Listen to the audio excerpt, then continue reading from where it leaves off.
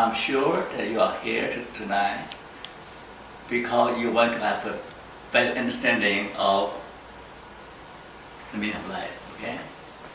And so we want to find out what Frankl had to say, because most people have different ideas about what meaning of life is. Okay? There's a big idea. For example, they will say, I prefer to have a meaningful relationship to one night stand, right? So they end like that. Oh, I prefer a meaningful work to just making money. Or I prefer to go to church that provide a meaningful worship experience, right? So people use the word meaningful all the time. But when I ask them, what does it mean to have a meaningful life, they get very defensive and they don't know how to answer that. So hopefully, by the end of today's lesson, you have some idea what Frankl had to say. Okay? That's an introduction. Now, I went to the whole course around meaning because that is the foundation. Because that is really the foundation for survival and flourishing. We live in North America. And positive psychology is very popular in North America. It's founded by millions of dollars, okay?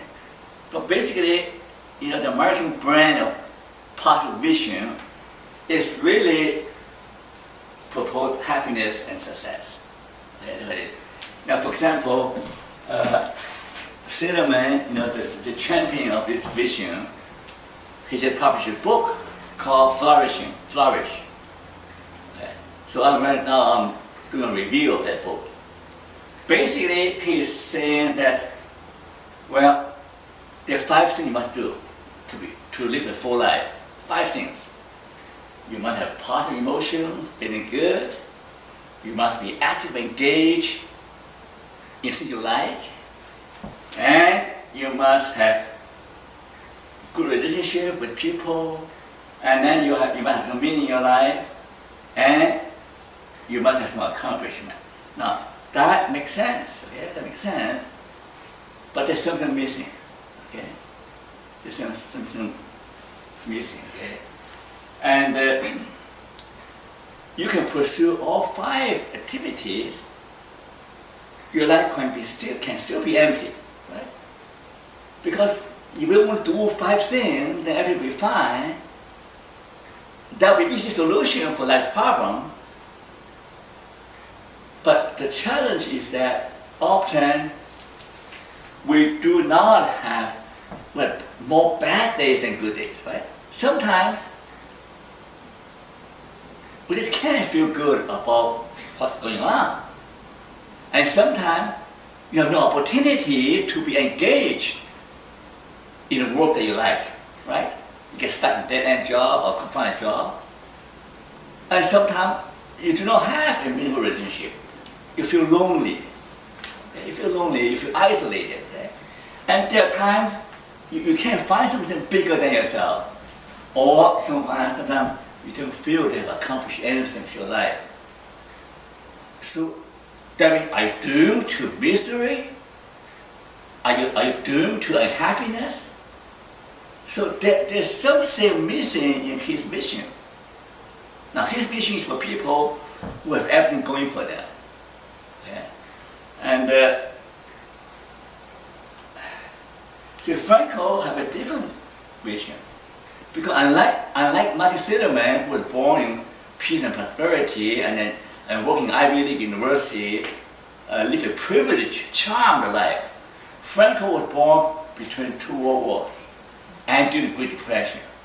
So he saw a lot of suffering around him. So the question is that, how can we still maintain human dignity? How can we still have some enjoyment, some sense of meaning and purpose and fulfillment in life in spite of all the hardships and suffering? So that's a different perspective, right? They're very different from the American vision. So his basic tenet is freedom of will, will to meaning, and meaning of life. Okay, the last two lessons focus on the will to meaning. Freedom of will, okay? And today we will talk about these two things. Now, here's the contrast between American perspective and Franco's perspective. In normal circumstances versus extreme noxious situation. When I go to Hong Kong hospital or Taiwan, speak to cancer patients or medical profession working with cancer patients, they always think the Franco version makes better sense to them. Okay? Yeah. And also, the second difference is that Americans can ask, what can I get from life? You know, they want to get as much as they can, right? This mentality, what can I get from life? Franco said, do not ask what can I get from life, but ask what life demands of you. And we know John F. Kennedy rephrased that, right? Ask not what your nation can give to you, but what